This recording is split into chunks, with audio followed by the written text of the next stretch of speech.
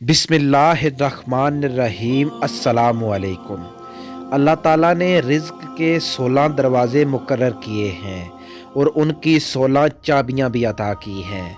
पहला दरवाज़ा नमाज का है, दूसरा दरवाज़ा इस्तिग़फ़ार का है, तीसरा दरवाज़ा सदका है, चौथा दरवाज़ा तक़वा है, पाँचवां दरवाज़ा नफली इबादत है, छठा दरवाज़ा हज और उम्रा है, सातवां दरवाज़ा रिश्तेदारों से अच्छा सलूक है, आठवां दरवाज़ा कमज़ोरों के साथ सिला रहमी है, नौवां दरवाज़ा अल्लाह पर तवक्कल है, 10वां दरवाज़ा अल्लाह का शुक्र अदा करना है, 11वां दरवाज़ा घर में मुस्कुरा कर दाखिल होना है, 12वां दरवाज़ा माँ बाप की फर्माबरदारी करना है, 13वां दरवाज़ा हर वक्त बावुज़ू रहना है, 14वां दरवाज़ा चाश्त की नमाज पढ़ना है, 15वां दरवाज़ा रोज़ाना सूरह वाक़िया पढ़ना है, 16वां दरवाज़ा अल्लाह से दुआ मांगना है।